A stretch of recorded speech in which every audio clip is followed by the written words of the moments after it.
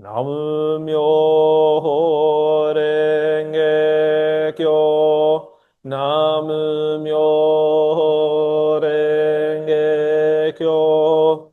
Namu myoho renge kyo. Bene. Allora, oggi vorrei condividere con voi, prima di iniziare ovviamente la discussione, sapete che c'è un breve discorso di Dharma, vorrei condividere con voi una frase, un concetto tratto dal Sutra del Loto che vedete scritto lì, è tratto dal capitolo 28, Shoyoku Chi Soku, cioè avere pochi desideri, sapersi accontentare. Questa me l'avrete sentito dire tante volte, lo sapete, questo è uno dei miei passaggi preferiti del Sutra del Loto, ok? Tante volte abbiamo sentito parlare di estinguere i desideri perché siamo dei praticanti buddisti. Abbiamo sentito dire che in quanto praticanti buddisti dobbiamo estinguere i desideri. In realtà questo concetto viene dai primi insegnamenti del Buddha quando doveva istruire i suoi discepoli in modo graduale perché si potessero preparare a ricevere l'insegnamento ultimo. Nei testi buddisti antichi si trova una parola specifica che è Niroda, ok? Che significa annientamento, cessazione. E questo fa riferimento a cosa? Alla Brahma. Però questa idea di estinguere i desideri spesso viene fraintesa, soprattutto se non comprendiamo contestualizzando l'epoca in cui viviamo e la nostra capacità. E questi fattori, come ormai sapete, sono di gran lunga diversi rispetto al tempo del Buddha. Attaccandosi a questa idea di estinzione, di annientamento, si può credere che il percorso spirituale richieda anche annullare ogni aspirazione, ogni slancio vitale, quasi diventando un pochino passivi o distaccati dal mondo, ok? Ma in realtà questo è molto pericoloso, perché se fosse così, dove andrebbe a finire la compassione? Come potrebbe esistere anche il desiderio di voler aiutare gli altri e anche il desiderio di creare un mondo migliore? Il Buddha in realtà non ci chiede di spengere la luce dei nostri desideri, ma di governarne la fiamma e di indirizzarli in una direzione, ma soprattutto ancora prima di saperli riconoscere. Il Mahayana, che è l'evoluzione comunque dei primi insegnamenti del Buddha, ci insegna la via di mezzo. Ci viene detto di controllare, regolare e riconoscere il nostro desiderio. È come se volessimo diventare dei bravi giardinieri e dovessimo imparare a riconoscere quali sono le piante cattive, quali sono le piante buone, quelle che nutrono, quelle che tolgono le sostanze, per esempio, dal terreno, ok? Quindi esistono sicuramente dei desideri che legano alla sofferenza, cioè l'attaccamento ossessivo, il possesso, la brama di potere, anche il bisogno di approvazione a ogni costo, ok? Questi in realtà sono quei desideri che ci rendono schiavi e che oscurano la nostra natura illuminata. Ma in realtà esistono anche dei desideri nobili, desiderio di crescere, di servire, di condividere, di elevare noi stessi e gli altri. Però, purtroppo per noi, anche i desideri nobili possono diventare non nobili quando poi nutriamo attaccamento per questi. Cioè anche questi nobili possono portare alla sofferenza se diventano poi possessivi, ok? Però, diciamo, come, mm, come natura propria, natura originale, questi desideri sono i semi che portano poi alla maturazione verso la buddhità, sono dei semi che portano alla liberazione.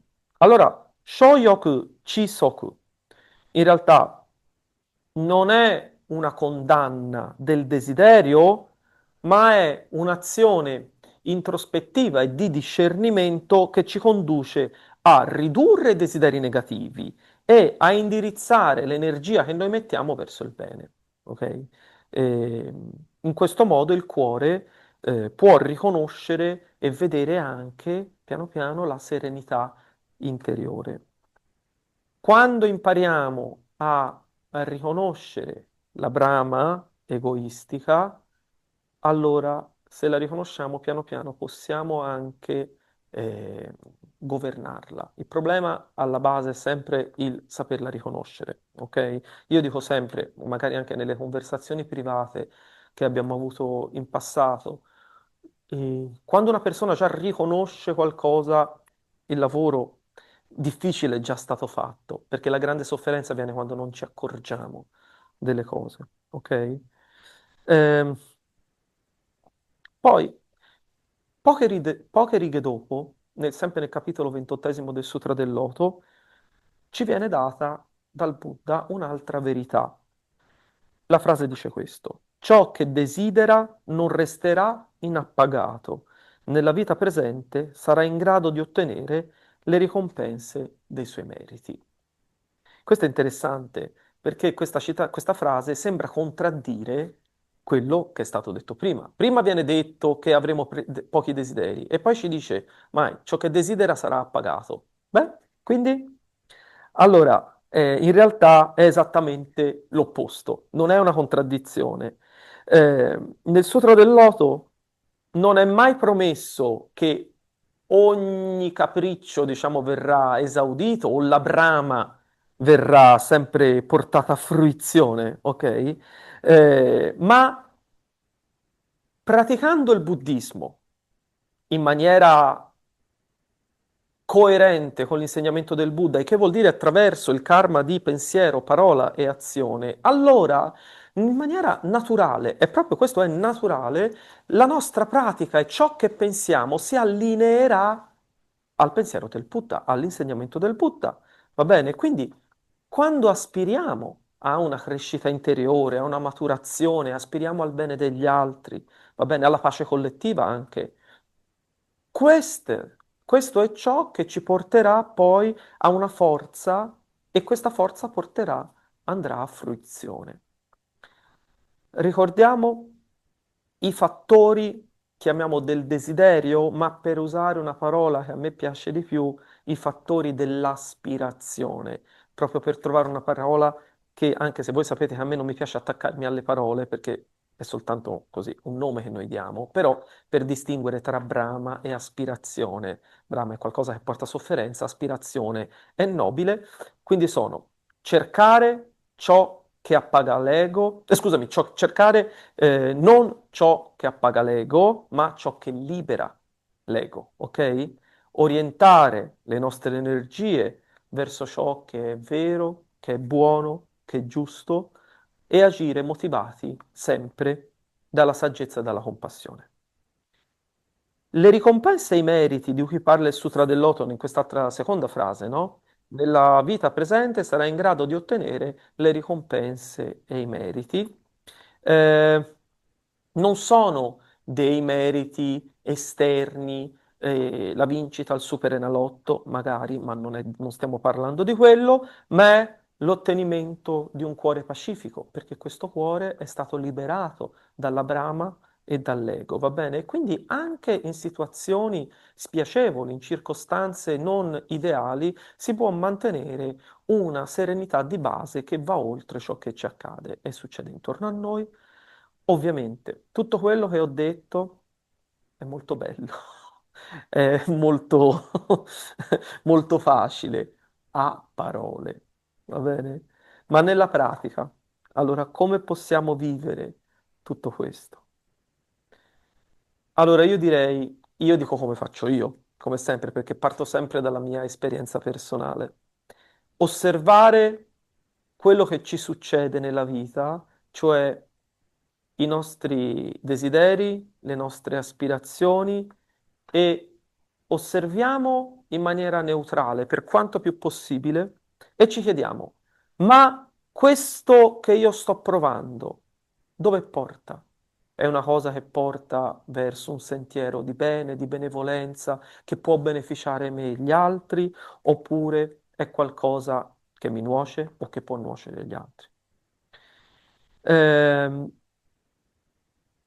Noi viviamo in un mondo in cui siamo spinti costantemente a volere di più.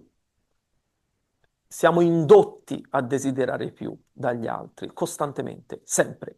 Basta uscire da qua dentro e siamo circondati da pubblicità, siamo bombardati da gente che ci dice cosa dobbiamo fare, cosa dobbiamo comprare, cosa ci deve piacere.